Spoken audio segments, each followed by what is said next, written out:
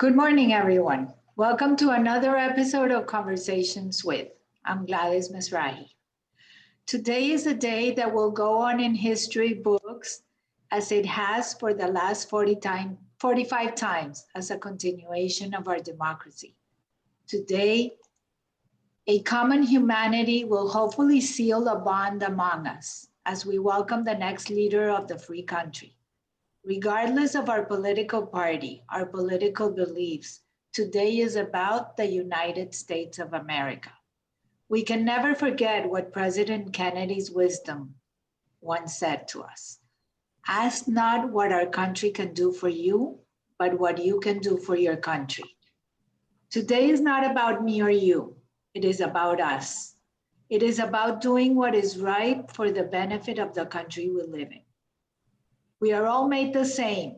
We have two legs, two arms, a head above our shoulders, and at the same time, we're so different from each other.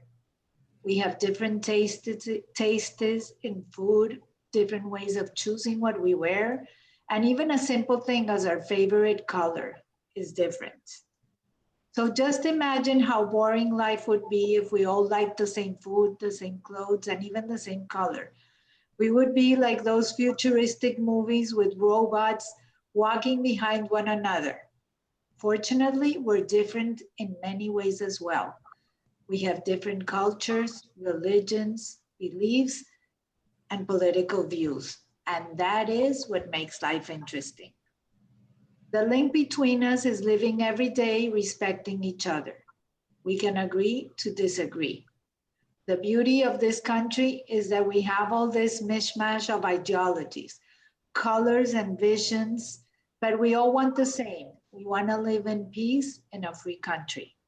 Today is about vision, creativity, and encouragement. And for that, I want to welcome a person that has been a friend, an inspiration, and someone that has grounded me through many crazy ideas and taught me the beauty of change. So Dalit, welcome. Well, thank you. Thank you. Welcome to this special day. Very special So day. tell me a little bit about yourself before I begin with the tough questions. Okay. All right. Let's see, in a nutshell, summing it all up. I I'm a retired attorney. I was an attorney for almost 20 years. I was an assistant public defender in the Miami-Dade Public Defender's Office, and I represented children and all clients from petty theft to murders and rapes. It was an amazing, incredible experience where I learned so much, and I received so much more than I gave. I also did probate and guardianship law for about 6 or 7 years. And then I owned a few businesses. And then I was approached by you, Gladys, to come and work at Power of the Heels, which was an amazing experience working together with you, creating this amazing program. And now I'm on the board of Power of the Heels. And I also am a life coach that I specialize in teaching meditation and mindful living coaching, mindful eating, mindful walking, mindful movement, mindful stress, mindful everything. So that's what I'm dedicating myself to right now is teaching meditation. I teach children, I teach women, I teach businessmen. I have clients from all demographics and all walks of life. And that really, truly is my passion. So that's the reason why we're here today, because we want to give it a different feel of what's going on today. So what are we feeling today? Let's start with that. Like feelings, I know that there's many different people that feel, some feel that they're very happy that we're transitioning, some feel sad, some feel angry. It's all about the feeling. So talk to me about that. Yes, I think that that's a very good summation that everyone today has feelings. And the thing with feelings is that they're not permanent.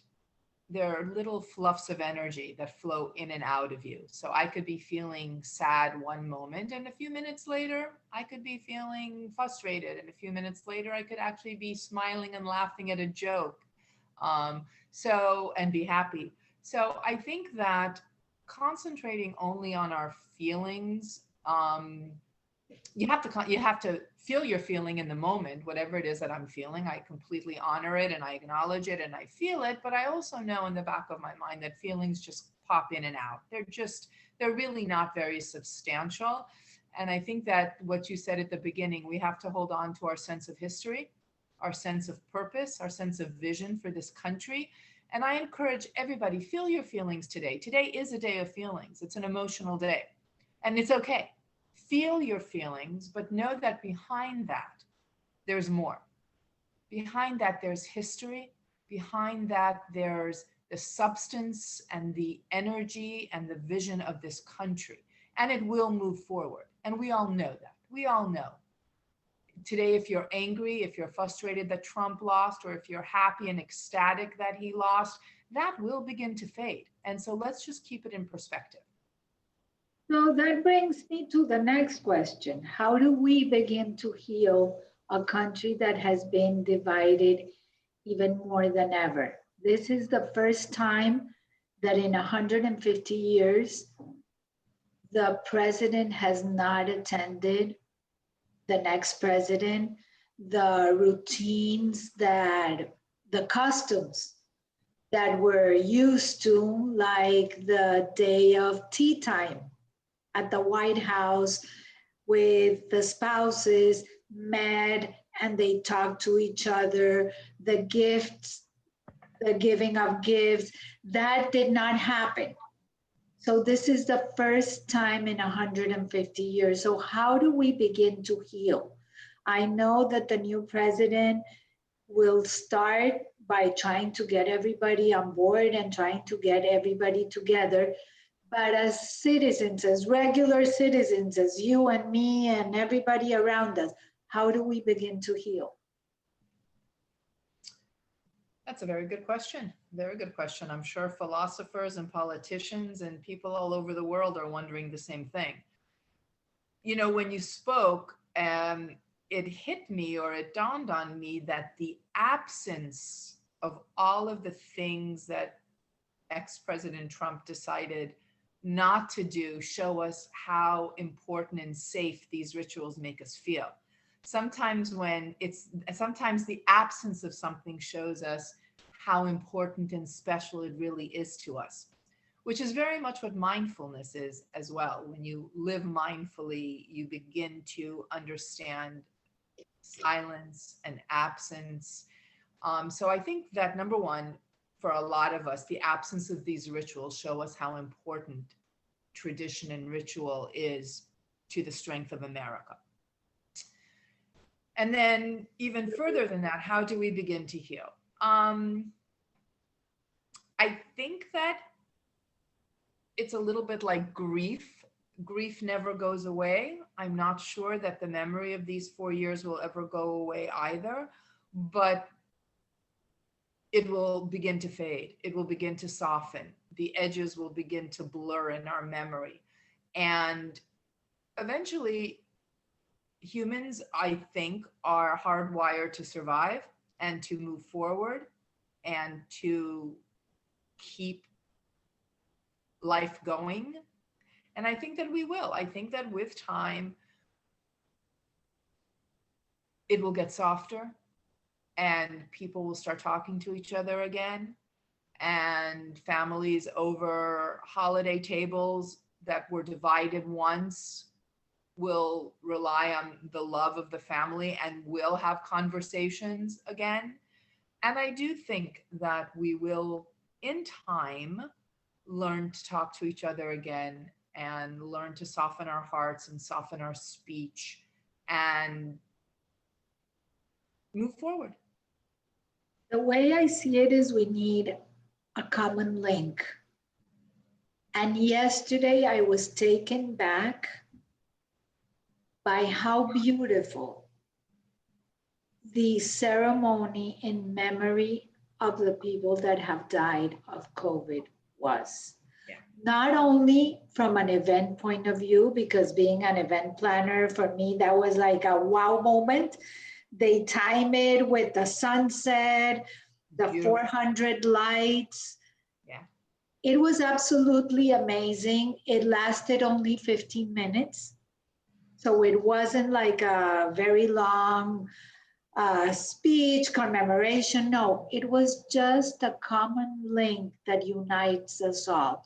Yeah. Because I don't think that anyone in this moment has not known or has nobody close that has not passed away from COVID.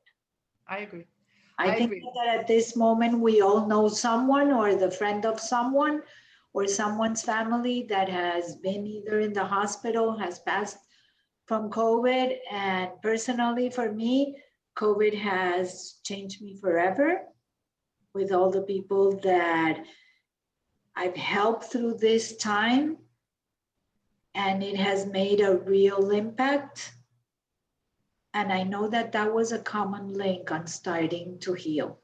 Yeah, I agree. I agree. I think that that those kind of ceremonies are really beautiful and really healing.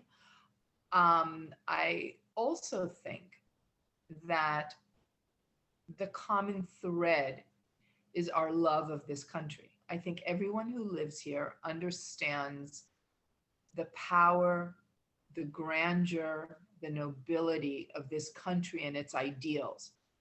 And I do think that the love of this country will keep us moving forward. America is a huge country, and sometimes we all say that there's no sense of community and there's no sense of one country. There's the Latino population and the Asian population, and that we're so divided. And on the surface, we're divided a little bit right now, but I think that what unites us is a lot stronger than what divides us. I think a sense of family, community, and this country, everybody wants America to survive. Nobody wants to see the destruction of America. We might have different ideas of what we want it to look like, but that's very different than not wanting it to survive. So I truly do believe that our love for everything about this country will begin in time to heal us and to bring us together. As long as we all respect each other, because Oh, I think that's the basic of everything.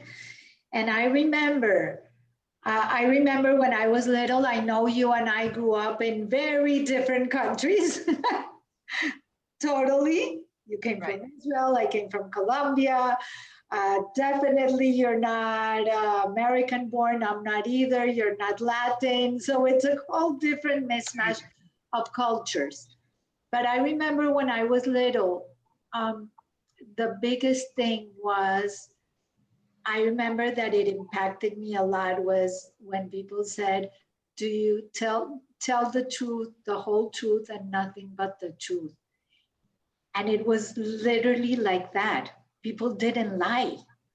Mhm. Like I remember, they all based it on you telling the truth, and that the sad part is that now people can tell lies and nothing happens. So that's the part that as long as we continue to be truthful to each other, as long as we continue to be true to our values, we can continue to heal and I to also respect each other. think, yeah, of course. And I also just think that we have to remember that there is beauty in diversity. There's Correct. If not, we there's would be very beauty in boring. diversity, right? And I love to hear other people's points of view. I love to talk to people who don't believe what I believe. And if I was just surrounded by people who believed every single thing that I believed, it would get a little boring and flat. I love people who have different points of view, who want to talk about different ideas. I have absolutely no problem with that. And I think that that's another thing. If we can get back to the beauty of diversity, to the beauty of meeting people with different points of view and just accepting their point of view. We don't have to bring it Oh, you don't have to our agree. values. Right. But just to listen to it, it's fascinating. It's interesting. I love talking. Last year I was in India for a month and I loved listening to people talk about Hinduism and their belief system and how they believed and what they believed. The caste system, I don't agree with the caste system. It's not my value system, but it was fast. I didn't judge or criticize them for what they believed. And so as long as we can just listen with gentleness and listen with compassion and kindness, that I think also will go a very long way in reminding us that, again, this is what America is based on. It is based on diversity. It is based on different opinions and different beliefs and different values. It's okay. It's okay. Just don't take away my beliefs. No, and don't judge me on my beliefs. Your own belief, each one believes, but I think it's about respect.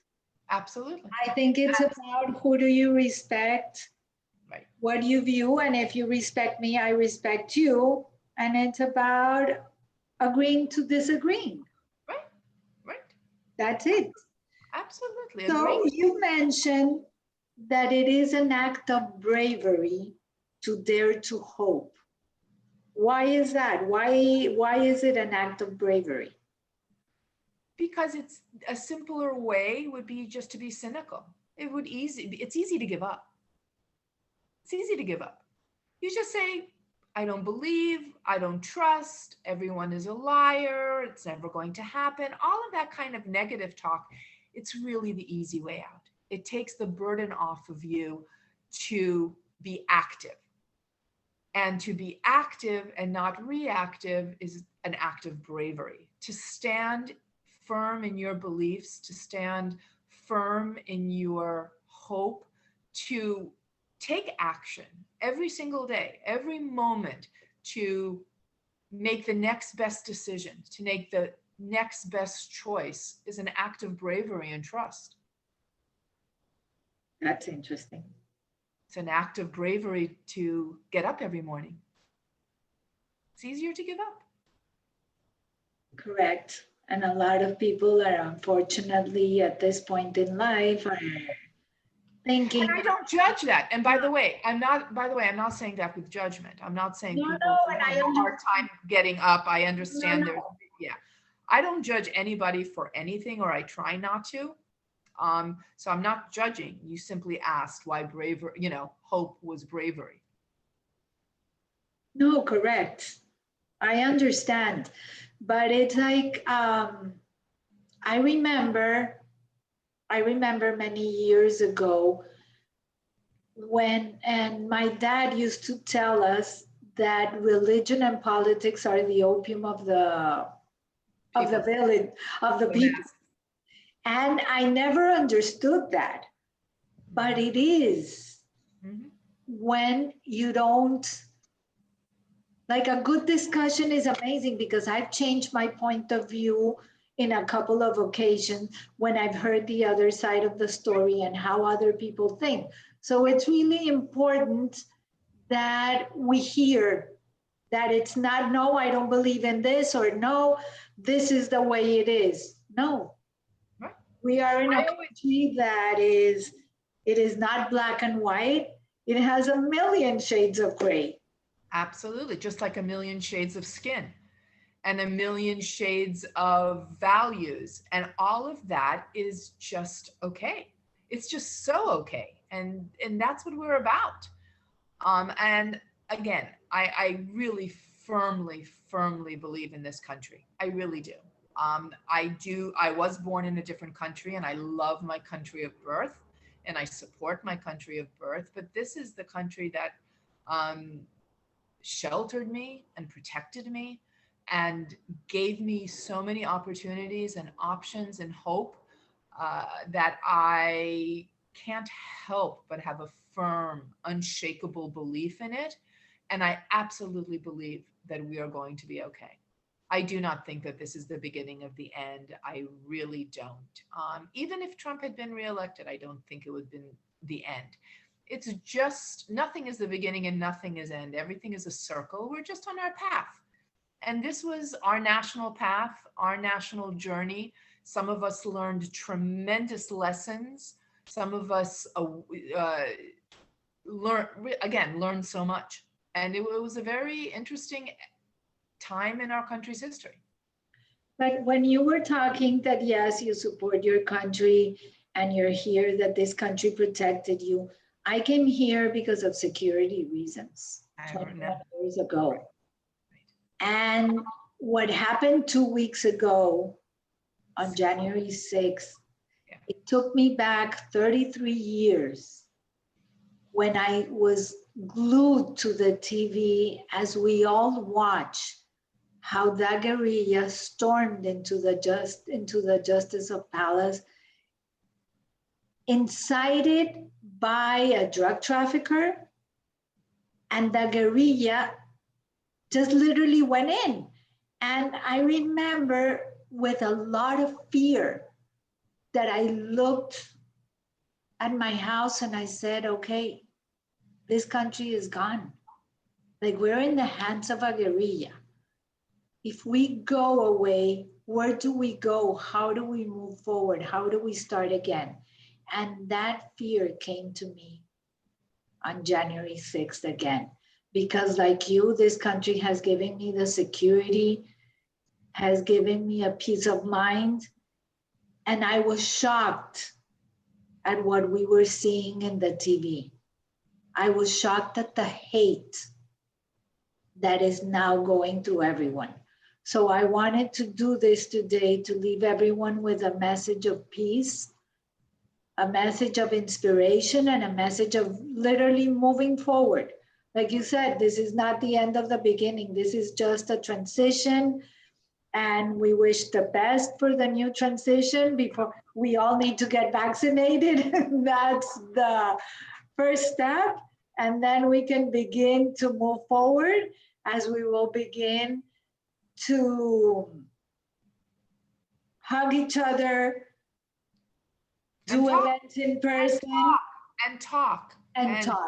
Because I know so many people that have lost family and friends due to different points of view. And like I said before, we're not robots. I like the color blue, you may like the color red, and it would be very boring that we all like the same color. We would all, if we liked yellow, we would all look like little flowers, and that's it. Right. And I would encourage anybody who has someone in their life that has a different political point of view and it has caused a rift between them. If this person is important to you and means something to you, invite them for a cup of coffee. Sit down over a cup of coffee or tea and talk it through.